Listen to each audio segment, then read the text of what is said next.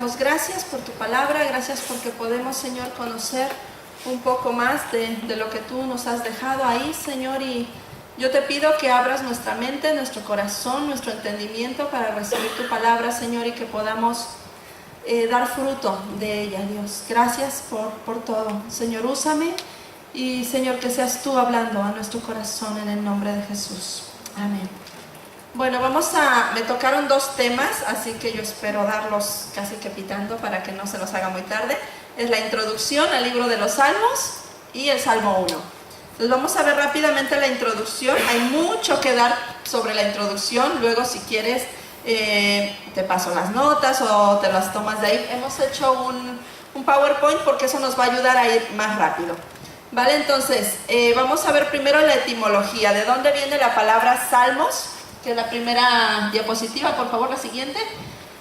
En la tradición hebrea, al libro de los Salmos le llamaban, ¿me pasas mis gafas, cariño? Le llamaban Teilim o algo así, que significa cantos de alabanza o simplemente alabanzas. En cambio, en la traducción griega se le puso el título de Salmoi y Psalterion, que significan salmos, gracias, y salterio, ¿vale? Y en general, digamos que salmos designa un poema y salterio tiene que ver con el instrumento de cuerda con el que se cantaban esos poemas, pero también se le llama salterio a todo el libro. A todo el libro de los salmos se le llega a llamar salterio. En la siguiente, por favor, tenemos ¿cuántos salmos hay? A ver, ya nos los pusieron ahí. 150. Eso iba a ser un examen, pero ya no se pudo. 150, y el más largo, ¿cuál es? 119. ¿Quién se lo sabe de memoria? Ajá. ¿Quién me lo dice de memoria? El 119, es hermoso ese salmo. Y los capítulos, los versículos, todo eso fueron añadidos 1500 años después de que se compusieran los salmos, ¿vale? Ahora, muchos dicen que quién sabe cómo se cantaban o tal, pero en realidad muchos de los salmos sí que contienen algunas anotaciones de cómo el escritor quería que se tocara, con qué instrumento, con qué ritmo, hasta las pausas y todo está definido en los salmos. Ahora vamos a ver los autores. Muchos piensan que fue David, pero no, hay más autores, no solo David escribió los salmos. La siguiente diapositiva. Tenemos a los autores. El rey David sí que escribió la mayoría de los salmos. La siguiente, porfis.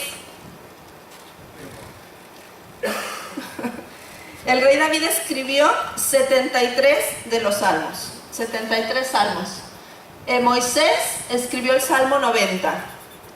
Luego tenemos a Salomón, que escribió 2 salmos. Los hijos de Coré escribieron 11 salmos. Asaf escribió 12. Emán 1, el Salmo 88.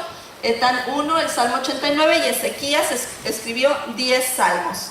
¿Vale? Entonces, aunque David escribió la mayoría de ellos, no todos los salmos son de David.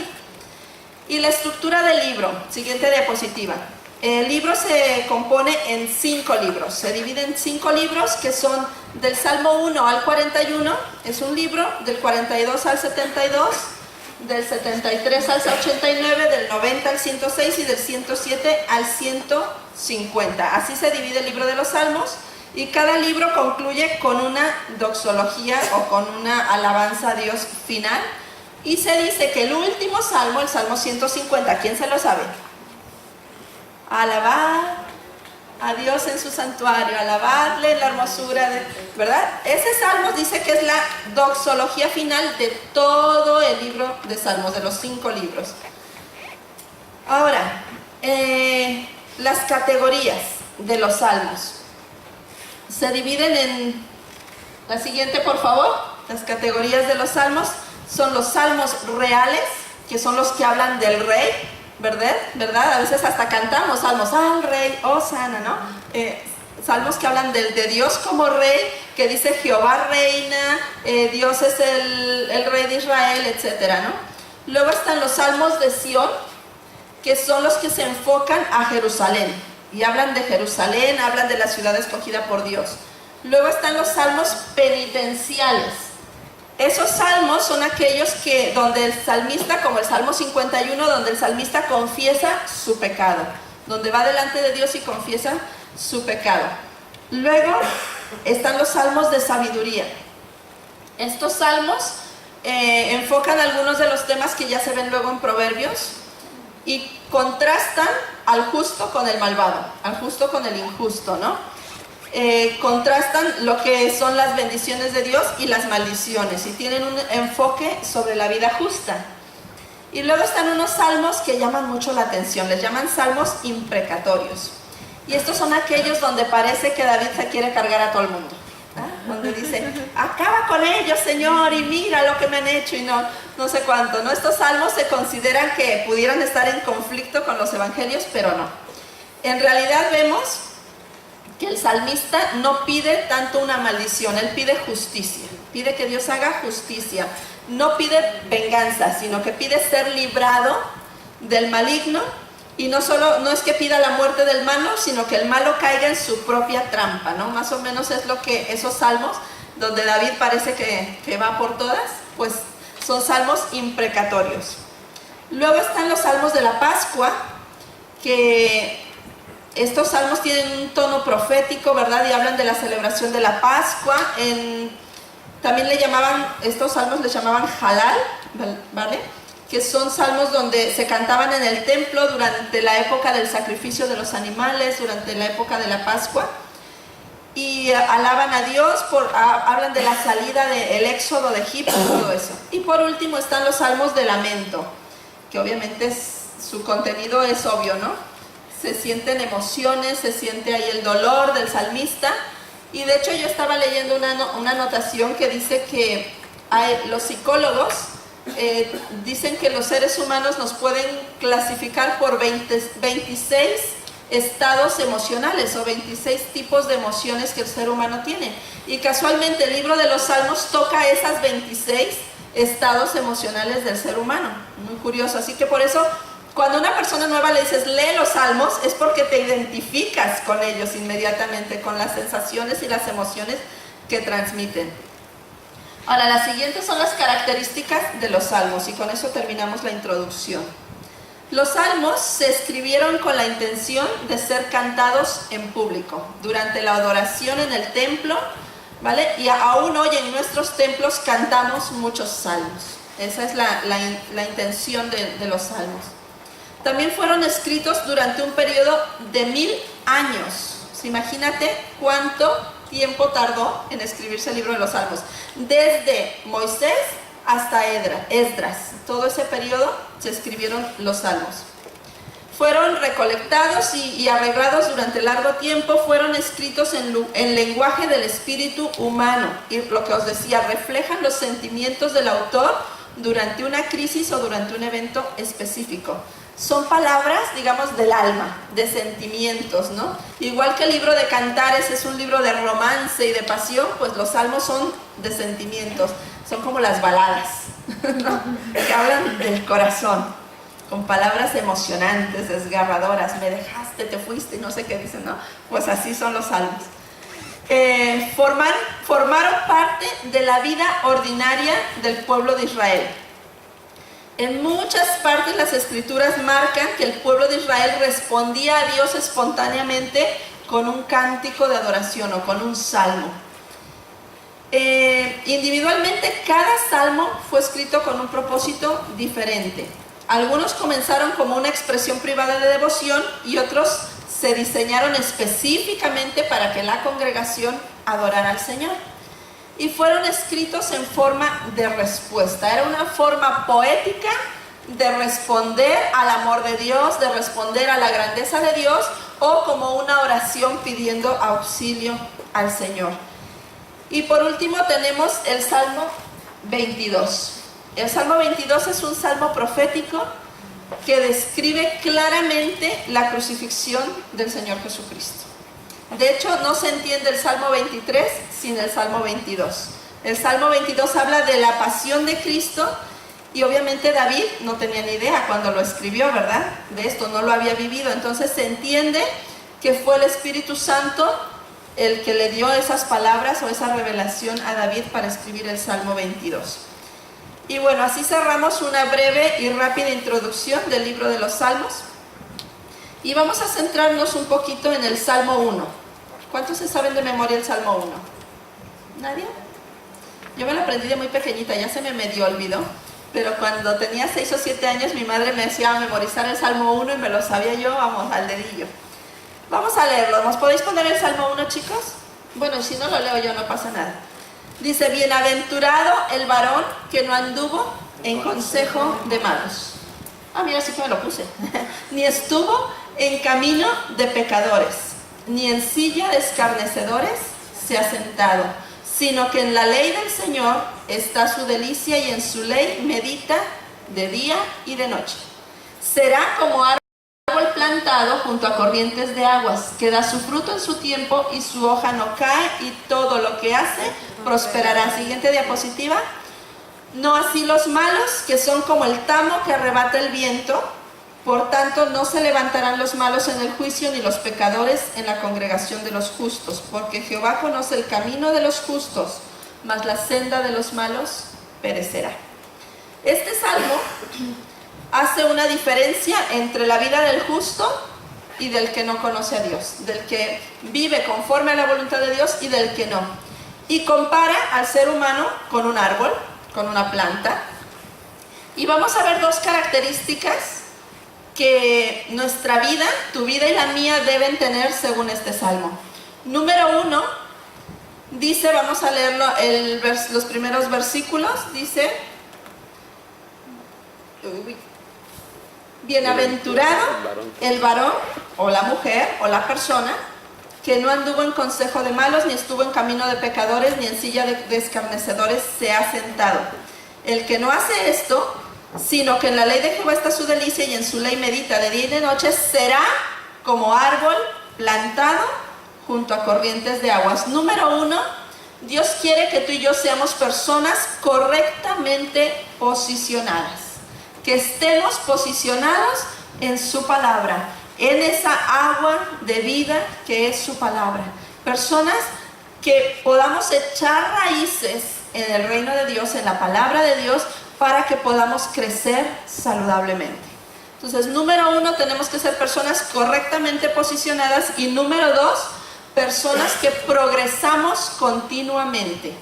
Dice, es como árbol plantado junto a corrientes de aguas, que da su fruto en su tiempo y su hoja no cae y todo lo que hace prospera.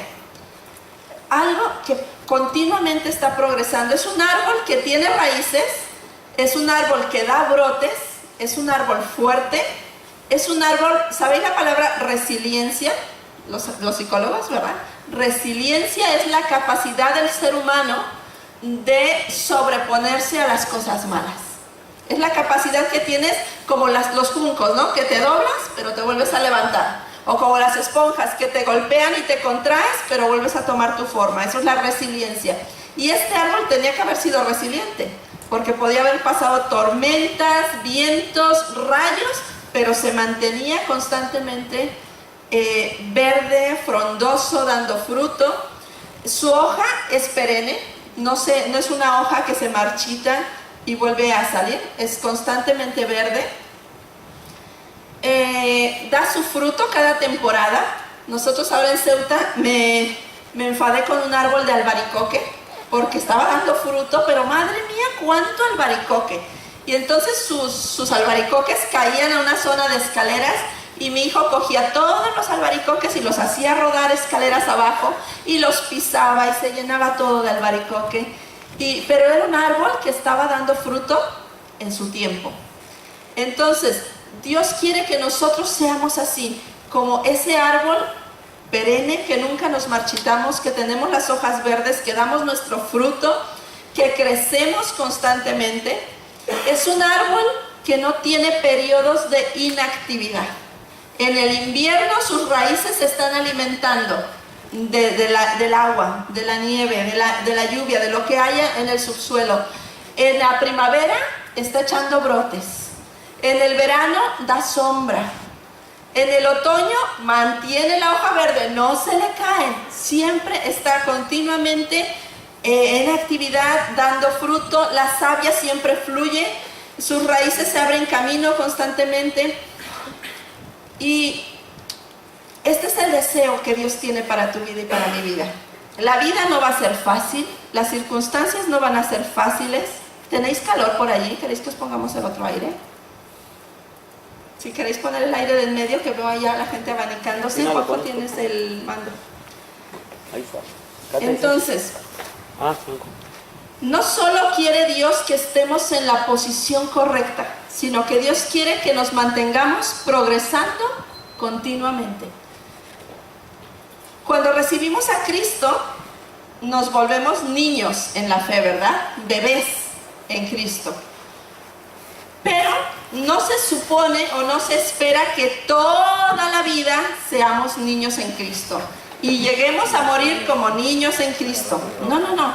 Ninguna parte de la Biblia dice que en el cielo Dios tiene una nube para ti llena de pañales, de chupetes, de potitos. No, ¿verdad? ¿O sí lo dice la Biblia? No. Dios no espera que lleguemos al cielo así. Dios no tiene bloques de construcción tampoco, ni estas alfombritas con los números. No, no, no. Se supone que en algún lugar entre nuestro tiempo de recibir a Cristo y nuestro ir al cielo, tenemos que crecer, tenemos que madurar, tenemos que dar fruto, tenemos que florecer, tenemos que ser sombra para otros, tenemos que ser ramas que otros vengan y pongan sus nidos ahí y podamos acogerlos. Dios espera que entre que tú conozcas a Cristo y te vayas al cielo, madures, crezcas, eches raíces. El otro día leí un lema que tenían pintados unos chavales en su grupo de jóvenes y me gustó. Y decía en inglés, más o menos lo traduje así: mantén la fe pequeño, no mantengas pequeña la fe. ¿Entendés? Eso es lo que Dios quiere. Mantén la fe, pero no la mantengas pequeña, crece. En Efesios 4, del 13 al 15, lo voy a leer rápidamente, dice el apóstol: hasta que todos lleguemos a la unidad de la fe, está hablando del crecimiento, y del conocimiento del Hijo de Dios, a un varón perfecto, a la medida de la estatura de la plenitud de Cristo. Eso es lo que Dios espera que tú y yo lleguemos a ser como Cristo, para que ya no seamos niños fluctuantes, llevados por doquiera de todo viento de doctrina, por estratagema de hombres que para engañar emplean con astucia las artimañas del error, sino que siguiendo la verdad en amor, crezcamos en todo en aquel que es la cabeza, esto es, en Cristo. ¿Cómo es una persona madura?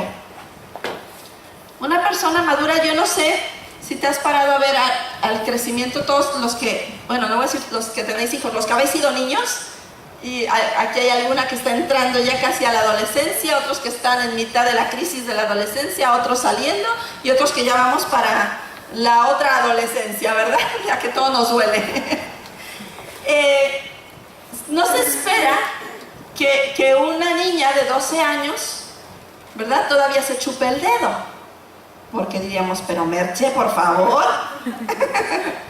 No se espera que una persona de 40 años esté yéndose con los críos a jugar al baloncesto a las 5 de la tarde. Se espera que esté trabajando y que esté haciendo algo productivo en su vida, ¿no? No se espera que un anciano de 80 o 90 años, no sé, que los hay, esté noviando por ahí con la niña de 15, porque cada etapa tiene lo suyo. Pero ¿qué pasa cuando no maduramos? Cuando no maduramos, resulta que las mismas cosas que hace 10 años me hacían hacer rabieta, hoy me siguen haciendo hacer rabieta. ¿Por qué? Porque no he madurado, porque mis raíces no han ido más profundas, porque no estoy dando el fruto que se espera que dé. Todavía me enfado cuando no me saludan, todavía me molesto con mi marido por las mismas cosas de cuando estábamos recién casados y no hemos madurado. Entonces Dios espera que maduremos. La vida cristiana es eso, es un crecimiento constante. Y en el versículo 2 de este salmo se nos proporciona algo muy interesante. Y de aquí vamos a sacar unas 4 cosas que son importantes para nuestro crecimiento espiritual. Dice, sino que en la ley del Señor está su delicia y en su ley medita de día y de noche. ¿Nos lo podemos aprender?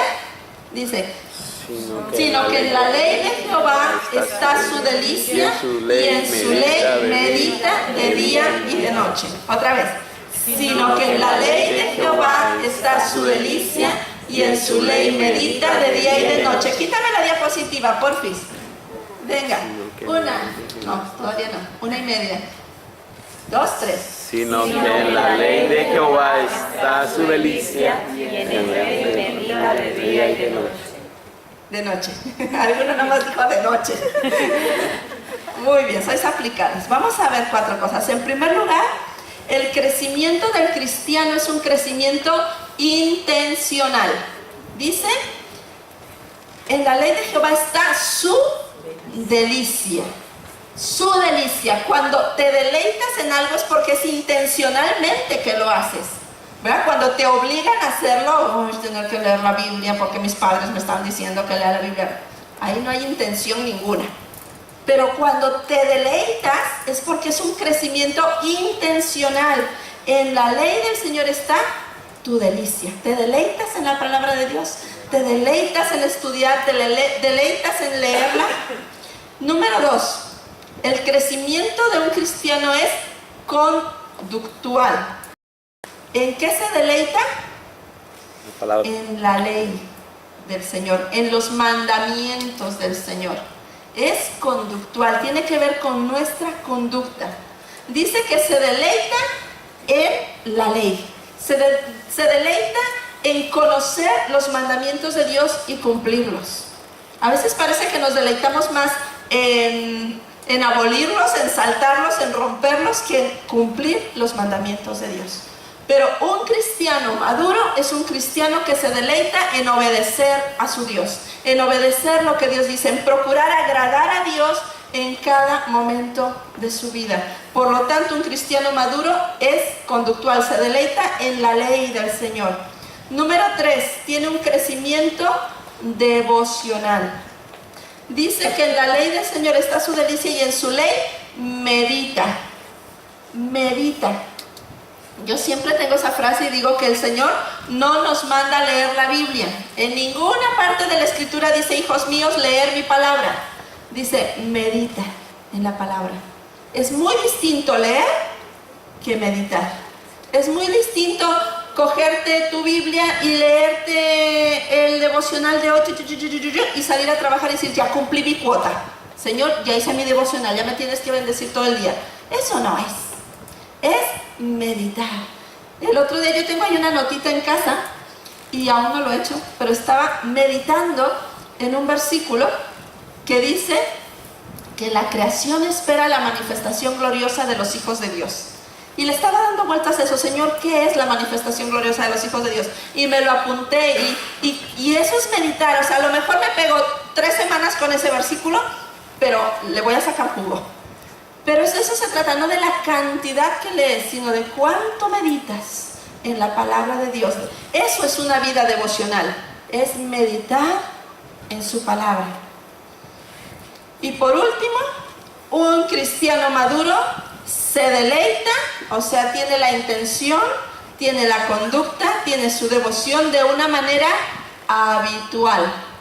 Habitual, ¿qué quiere decir esto? Dice, y en su ley medita de día y de noche. ¿Cuánto sacamos de un solo versículo del Salmo 1? El crecimiento es intencional, es conductual, es devocional y es habitual. No para de crecer, no para de dar fruto, no para de meditar en la palabra, no para de comportarse. Mira, de hecho, el fruto de tu vida y de mi vida que Dios espera es la conducta. Es el aplicar la ley del Señor en nuestra vida, es el vivir de acuerdo a su palabra. Ahora estuvimos de viaje y nos llevamos a mi vecina, la de la casola, que muchos compráis ahí a veces los domingos para cuando comemos aquí. Hay una tienda que se llama La Casola y ella es mi vecina de al lado y su hijo está en Ceuta y se vino con nosotros de viaje. Y la pobre mujer, nada más subirse al coche nos dejó claro que era atea, ¿verdad? Que era atea y que no creía en nada. Pero bueno, nada más subir, mi hijo dice, mami, vamos a cantar. Y ponemos, vamos a cantar. Y dice, uy, ¿eso? No, pues son las canciones de la iglesia. Oh, no veas qué marcha tenéis en vuestra iglesia, ¿no? Y entonces se comió el CD entero de no sé qué grupo es, pero bueno, el que toca eso, no, lo pusimos. Luego empezamos pues eso, a hablar de la iglesia, de la asociación, íbamos con Cuyo hablando, ella escuchaba y ella seguía diciendo, no, yo tengo mis creencias, yo no creo en nada de así, o sea, yo a mi manera, no sé cuánto, ella tenía un cacao mental. Luego llegamos a Ceuta, ¿no? Viernes, culto. Dice, viene al culto con nosotros y se sienta ahí y nos ve cantar y escucha las alabanzas y escucha la predicación. No dijo nada. Sábado, nos juntamos y empezamos a hablar de testimonios de los que Dios ha hecho en la vida de Juanjo, de cómo Dios lo sacó de las drogas, de cómo Dios sacó a otro y cómo Dios hizo a lo otro. Y ella seguía escuchando testimonios. Y luego, domingo, otra vez culto, otra vez predicación. Y luego ve pues el ambiente que había ahí de alabanza, vinieron unas personas desde Marruecos. Bueno, fue un ambiente muy bonito. Y ya en el regreso, dijimos, yo no sé cómo lo hizo Dios, pero dijimos, esta es la nuestra. Y empezamos a meterle caña con Dios. Juanjo y yo por un lado, Juanjo por un lado, yo por el otro. Hablarle de lo que es la relación con Dios, de lo que es el amor de Dios, de lo que Dios puede hacer en tu vida, de cómo Dios transforma, de la fe que tenemos, de la esperanza gloriosa que tenemos en el Señor. Bueno, 7 horas de camino, 7 predicaciones que nos echamos con ella. Y cuando ya veníamos llegando dijo algo. Dijo, ¿cómo me gustaría tener la fe que vosotros tenéis? Y yo creo en Dios a mi manera. O sea, de ser atea y empezó a creer en Dios a su manera. Yo creo en Dios a mi manera, pero me gusta mucho eso de una relación con Dios. Y empezó ya a hablar, y yo creo que, pues pensándolo bien, Dios sí que me ha bendecido. Y todo su lenguaje, que era tan duro al principio, terminó hablando que Dios la había bendecido, ¿no? Y hasta casi que nos dijo, ¿y dónde tenéis? No, de hecho nos dijo, ¿dónde tenéis la iglesia? Y yo estoy segura que un día me la traigo a la iglesia. Pero ¿sabes qué? Que no importa dónde estés, tú tienes que dar fruto, o sea, no puedes callarte lo que Dios ha hecho contigo. Un árbol que está plantado, que es verde, no se puede esconder, crece y se hace frondoso y la gente lo busca porque da sombra, la gente lo busca porque puede comer de él. Es algo útil y así es como tú y yo tenemos que ser, algo útil en nuestra sociedad porque estamos plantados donde Dios nos quiere. Entonces, convertirte en discípulo de Jesús comienza con una decisión, la de seguir a Cristo. Pero nadie va a crecer por ósmosis, ¿vale? Uno no se convierte en espiritual simplemente por salir con personas cristianas, por juntarte con el pastor Jesús, súper espiritual, ¿verdad? No. No te vas a convertir en una persona espiritual por eso.